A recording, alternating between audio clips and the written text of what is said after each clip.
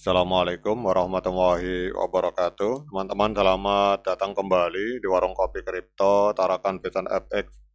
Sebelumnya saya ucapkan terima kasih pada teman-teman yang sampai hari ini masih setia menemani nongkrong sambil ngopi di Warung Kopi Kripto Tarakan Vision FX. Oke teman-teman, seperti biasa, hari ini sebelum kita berbicara tentang dunia kripto, mari kita berdoa bersama-sama, memohon kepada Allah agar kita semua senantiasa diberikan nikmat berupa kesehatan, dan juga diberikan keberkahan dalam setiap rezeki yang kita terima pada hari ini. Kemudian bagi yang belum bergabung bersama grup Telegram Tarakan Vision Free Airdrop, saya mengundang teman-teman untuk bergabung dalam grup Telegram ini. Jadi di sini kita akan membahas tentang bagaimana cara menciptakan peluang keuntungan di dunia kripto cukup hanya dengan bermodalkan handphone dan internet, teman-teman. Oke teman-teman, hari ini kita akan jalan-jalan ke akun Twitter resmi dari Picor Team. Ini ada roadmap terbaru tentang migrasi koin, teman-teman. Jadi bagi teman-teman yang koinnya sampai hari ini belum migrasi ke wallet yang ada di P-Browser, ini adalah sebuah informasi yang penting yang akan kita kupas dalam video ini, teman-teman. Jadi kalau kita lihat di sini, ini langsung diarahkan ke mainp.com. Kita akan langsung masuk ke situs resmi dari P-Network, teman-teman. Jadi kalau kita lihat di sini Mainnet Migration Roadmap. Jadi ini adalah peta jalan migrasi Mainnet berdasarkan skala prioritas. Kemudian juga ini berbicara juga tentang tokenomic dan pasokan Pi, teman-teman. Jadi kita akan langsung membaca ini bersama-sama, kemudian kita akan mencoba memahami tulisan yang disampaikan oleh core team, teman-teman. Jadi kalau kita lihat di sini, ini tulisan di blog ini akan menguraikan peta jalan atau roadmap migrasi Mainnet berdasarkan prioritas jaringan, dan juga core team akan menjelaskan mekanisme tokenomik serta pasokan dari Pi, teman-teman. Jadi kita di sini yang pertama adalah peta jalan migrasi Mainnet berdasarkan prioritas.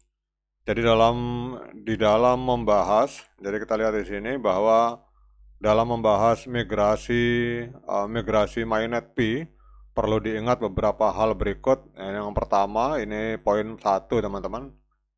Yang pertama adalah bahwa migrasi ini harus mencakup jaringan yang terdiri dari puluhan juta orang berdasarkan data mining kompleks selama 6 tahun terakhir, guna memastikan akurasi, keamanan, dan keadilan bagi pionir yang jujur dengan menghindari kecurangan. Dan ini bukan sekedar airdrop sederhana ke puluhan ribu dompet seperti yang dilakukan oleh banyak proyek kripto lainnya.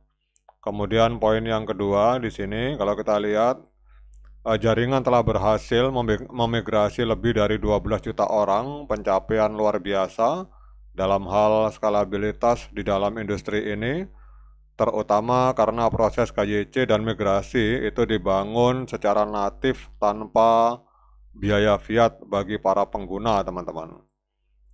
Kemudian poin yang ketiga, ketika syarat migrasi menuju open network ditetapkan sebanyak 10 juta pengguna, menyeimbangkan kebutuhan jaringan untuk transisi tepat waktu dan partisipasi jutaan pionir di Mainnet, sudah dipahami bahwa masih akan ada orang yang perlu diimigrasikan setelah peluncuran open network, teman-teman. Nah, kemudian di sini dijelaskan, di sini adalah roadmap. Jadi berikut adalah roadmap migrasi Mainnet berdasarkan prioritas jaringan. Jadi yang pertama adalah penyelesaian migrasi awal untuk pionir dalam antrian, teman-teman. Jadi saat ini jaringan sedang menyelesaikan migrasi pertama untuk antrian pionir, termasuk imbalan dasar hasil mining yang telah diverifikasi, kemudian imbalan dari security circle yang terverifikasi, imbalan dari penguncian koin atau lockup reward, imbalan dari penggunaan aplikasi utilitas, dan juga imbalan node yang telah dikonfirmasi. Kemudian yang kedua adalah migrasi kedua, ini termasuk bonus referral, teman-teman. Jadi setelah migrasi pertama selesai, fokus akan beralih ke migrasi kedua. Ini akan mencakup bonus mining referral yang diberikan kepada anggota tim referral yang telah lolos KYC, teman-teman. Kemudian yang ketiga, ini adalah migrasi berkala yang berkelanjutan. Jadi setelah itu P-Network akan memasuki fase migrasi berkala secara teratur, misalnya bulanan atau per kuartal, dan ini masih akan ditentukan yang mencakup semua bonus dan imbalan, teman-teman. Kemudian ada catatan perbedaan antara tampilan UI transferable balance dan saldo aktual yang telah dimigrasikan memang disengaja. Jadi tampilan yang ada di handphone itu menggunakan estimasi perhitungan yang disederhanakan untuk menghemat waktu dan sumber daya komputasi. Sementara itu, saldo yang sebenarnya dimigrasikan ke dompet mainnet pengguna itu ditentukan oleh perhitungan kompleks dan teliti atas seluruh sesi mining serta bonus selama beberapa tahun terakhir. Maka tampilan balance atau saldo yang bisa ditransfer yang ditampilkan di handphone atau di layar HP kita itu adalah estimasi konservatif dari jumlah Pi yang sebenarnya termasuk dalam migrasi pertama, teman-teman.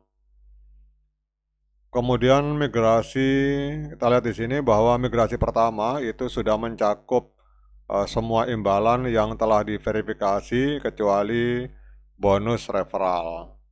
Nah, sekarang kita akan membahas tokenomic, teman-teman. Jadi seiring pembahasan tentang migrasi, penting untuk mengingatkan para pionir dan mengedukasi publik tentang tokenomic dan mekanisme mining fee yang dijelaskan lebih lengkap dalam white paper 2021, teman-teman.